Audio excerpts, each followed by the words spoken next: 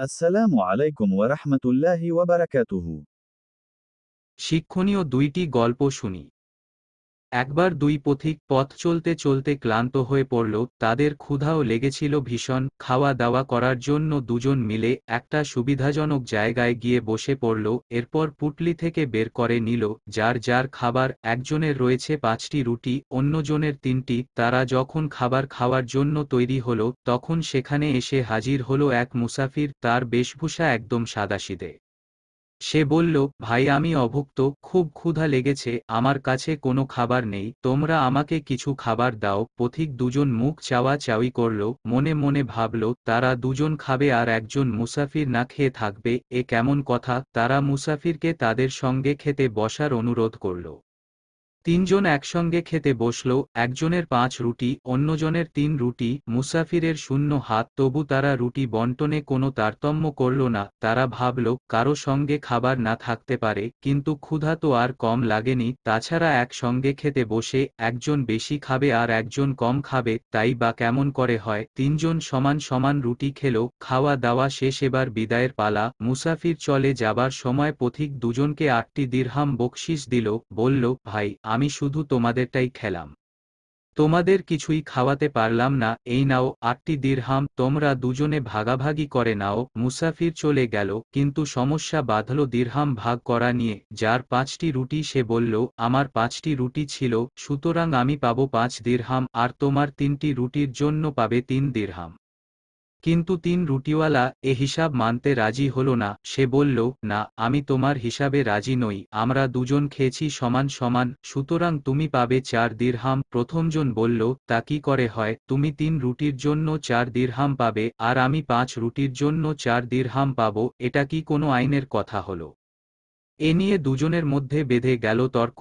কারো কথায় কেউ রাজি নয়, কিছুতেই তারা মীমাংসায় আসতে পারছে না। অবশেষে একজন বলল, শোন, এভাবে বিবাদ করে তো কোনো লাভ নেই, চলো আমরা আমিরুল মোমেনিন হযরত আলী রাদিয়াল্লাহু আনহু এর কাছে যাই, তিনি যে বিচার করেন তাই আমরা মেনে নেব। এরপর দুজন মিলে গেল হযরত আলী রাদিয়াল্লাহু আনহু এর কাছে। তারা সব কথা খুলে বলে ন্যায় বিচারের জন্য ফরিয়াদ জানালো। হযরত আলী রাদিয়াল্লাহু আনহু মনোযোগ দিয়ে তাদের কথা শুনলেন।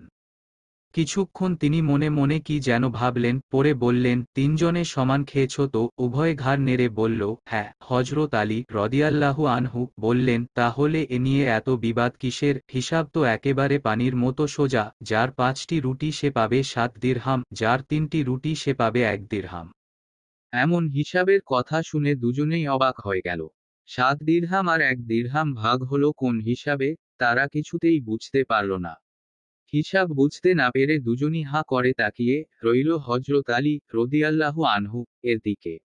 ইমাম আলী রাদিয়াল্লাহু আনহু তাদের মনের কথা বুঝতে পারলেন। তিনি বললেন, তোমরা ছিলে 3 জন, রুটি 8টি, খেয়েছো সমান সমান। এক একটি রুটিকে 3 টুকরো করলে 8টি রুটি 24 টুকরো হয়।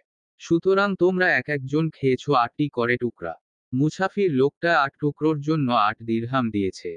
হযরত আলী রাদিয়াল্লাহু আনহু বললেন, এবার আসা যাক কে কতটুকু পাবে সে হিসাবে। দ্বিতীয় জনের 3টি রুটিতে 9 টুকরো হয়েছে, 9 টুকরোর 8 টুকরো সে নিজে খেয়েছে, মাত্র 1 টুকরো পড়েছে মুসাফিরের ভাগে, সুতরাং সে 1 দিরহামের বেশি কিছুতেই পেতে পারে না। আর একজনের 5 রুটিতে হয়েছে 15টি টুকরো, তার মধ্যে সে নিজে খেয়েছে 8 টুকরো, বাকি 7 টুকরো খেয়েছে মুসাফির, সুতরাং সে পাবে 7 দিরহাম।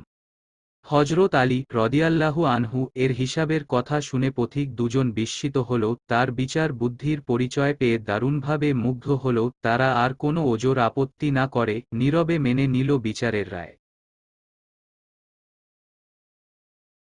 তাহলে এবার দ্বিতীয় গল্পটি শুনি। তোতার কাহিনী। এক ব্যক্তি একটি তোতা পুষেছিল, তাকে শিখিয়েছিল। সন্দেহ কি আছে তাই একদিন সে পাখিটিকে বাজারে নিয়ে গিয়ে দাবি করল যে এ তোতাটি ফার্সি ভাষা জানে। পাখির ফার্সি ভাষা জানার কথা শ্রবণ করে জনগণ আশ্চর্য হল। এক ব্যক্তি পাখিটি ক্রয় করতে চাইল, মালিক বেশি দাম হাঁকাল। ফলে ক্রেতা তোতাকে জিজ্ঞেস করল, তুমি কি এ দামের যোগ্য? পাখি বলল, সন্দেহ কি আছে তাই। লোকটি খুব খুশি হল যে সত্যিই পাখিটি ফার্সি খুব ভালো জানে। আমার প্রশ্নের কত সুন্দর উত্তর দিয়েছে, অতএব সে ক্রয় করে বাড়ি নিয়ে গেল এবং তার সাথে কথা বলতে বসে গেল, কিন্তু কি আশ্চর্য, সে সব কথার উত্তরেই সন্দেহ কি আছে তাই বলে যাচ্ছে, আর কোনো কথা বলছে না। সে রাগান্বিত হয়ে বলল, আমি কত বোকা ছিলাম, অতি আগ্রহ আমাকে বোকা বানিয়ে দিয়েছিল, তাই তোকে আমি এত বেশি দামে ক্রয় করে এনে ধোকায় পড়েছি। এ কথার জবাবেও পাখিটি বলল, সন্দেহ কি আছে তাই। এ কথা শুনে তার কাটা ঘায়ে নুনের ছিটা পড়ল, সে আরও রেগে গেল। ধন্যবাদ। এই রকম আরও শিক্ষণীয় গল্প শুনতে পারবেন এই চ্যানেলের সাথেই থাকুন, ইনশাআল্লাহ। Don't forget. Like. Comment. Subscribe. Thanks for watching Foyez Masumadu.